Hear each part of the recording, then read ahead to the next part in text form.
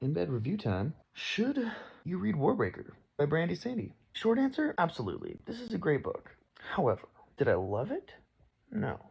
Do I think it's Brandon Sanderson's best piece of work? No, I don't. And I'll tell you why. The book is 671 pages long. It's that big. And about that much of it right there is awesome. Supremely good. The rest, while necessary to create the awesomeness of that sliver of pages, not very high up on the cost-benefit analysis. I've got to get through hundreds of pages, which are all interesting. At no point was I like, I hate this book. Don't get me wrong, this is a good book, but I just expected some, like, more action. Like, maybe I'm just, like, a fiend for action. There's just so much intrigue. There's some conversations between characters in this book that are pages long and fully unnecessary. At least half of them are. It's banter. Lots and lots and lots of banter. The book is about a young princess who gets sent over to a nearby kingdom as part of a treaty that they made years before. Marry the god king of that kingdom, who has so much of the magic that they call breaths, is extremely powerful, and his people worship him as a god. There's also a pantheon of gods, physical people that have died and then been returned for whatever reason, that the people worship in addition to the god king. There's like the god king, who's like master of them, and then the pantheon all around them. And the gods are all like kind of spoiled because they just live in luxury and they have servants and priests that tend to them. There's so many scenes, gods talking to each other, bantering back and forth. Ugh. Unnecessary to have so much banter. One beautiful god talking to another beautiful god. Like, let me find it. Indeed, Lightsong said, or perhaps they're just ignoring you in order to compliment you.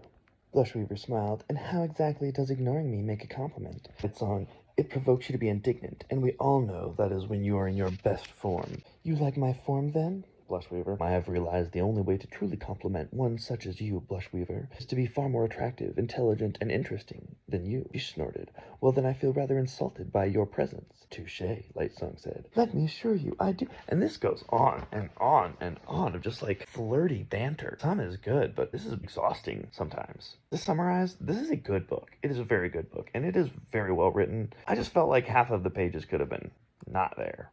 So all in all, definitely recommend it, especially if you're a Brandy Sandy's fan. But could there have been a little bit more things happening, less talking? I think so. There's some great surprises, though. There's like multiple times that I'm like, what? Did not see that coming. So that's cool. There's a couple really big reveals in here. I wish it would have come a little sooner because then we could have had more time to see them in action. There's a couple scenes in this that are freaking amazing. The visual that Brandon Sanderson can create with some of the magic being used in its highest form.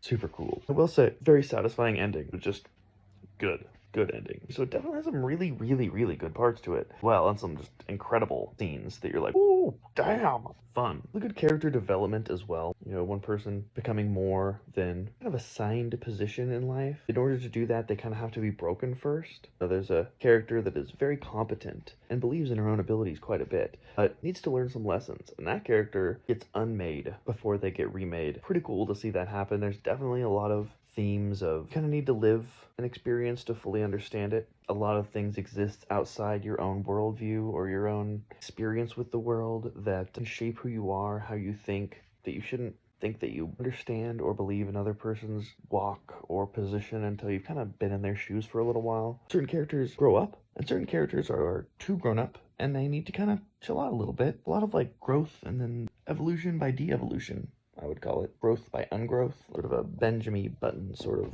view on character progression. Really cool. And this goes without saying, but in true Brandy Sandy form, the book's magic system is excellent. I think maybe one of my reservations in giving this like a 10 out of 10 score is the level that Brandon Sanderson has set for himself. Like so incredibly high. And this book, very good. Was it his best form?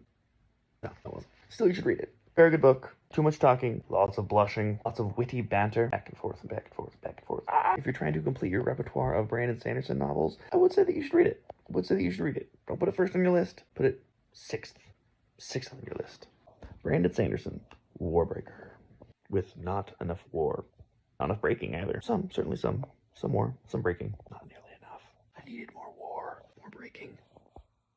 Bye, everybody.